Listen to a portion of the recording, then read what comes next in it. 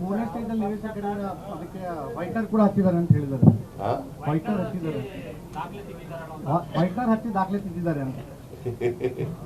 ನೋಡಪ್ಪ, 24ನೇ 2014 ಒಂದು ಯಾವ ದಾಖಲೆನೂ ತಿದ್ದಕ್ಕೆ ಹೋಗಲ್ಲ, ಗೊತ್ತಾಯ್ತಾ?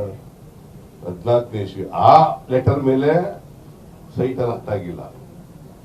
ಸೈಟ್ ಅಲರ್ಟ್ ಆಗಿರೋದು 21ನೇ ಇಸ್ವಿನಲ್ಲಿ ಕೊಟ್ಟಿದ್ದೀರ ಲೆಟರು, ಅದರ ಮೇಲೆ ಅಲ್ಲ. ಹೇಳೋದು ಅರ್ಥ ಆಯ್ತಾ ನಿನ್ಗೆ? ಕುಮಾರಸ್ವಾಮಿ ಏನೋ ಒಂದು ತಿದ್ದುಬಿಟ್ಟವ್ರೆ ಅಂತ ಏನೋ ಹೇಳಿದ್ರಲ್ಲ, ತಿದ್ದಿಲ್ಲ ಅನ್ನೋದು ಮೊದಲನೇ ಉತ್ತರ. ಎರಡನೇದು 2014 ಕೊಟ್ಟಿರ್ತಕ್ಕಂಥ ಲೆಟರು, ಅದು 2014. 2020 ಇನ್ನೊಂದು ಲೆಟರ್ ಕೊಟ್ಟಿದೆ, ಅದ್ರ ಮೇಲೆ ಸೈಟ್ ಅಲರ್ಟ್ ಆಗಿರೋದು. ನಂಬರ್ 1. ನಂಬರ್ 2. ನಂಬರ್ 3, ಆಗ ಮೂಡ ಯಾರ ಕೈಗಿರಲಿತ್ತು ಹೇಳಪ್ಪ ನೀನೆ? ಬಿಜೆಪಿ ಕೈನಲ್ಲಿ. ಚೇರ್ಮನ್ ಆಗಿದ್ದವ್ರು ಯಾವ ಪಾರ್ಟಿಯವರು? ಬಿಜೆಪಿಯವರು. ಆ ಕಮಿಟಿ ಮೂಡ ಬೋರ್ಡ್ ನಲ್ಲಿ ಯಾರ್ಯಾರು ಇದ್ದಾರೆ? ಬಿಜೆಪಿಯವರು ಇದ್ದಾರೆ, ಜೆಡಿಎಸ್ ನವರು ಇದ್ದಾರೆ, ಅವರೇ ಜಾಸ್ತಿ ಇದ್ದಾರೆ.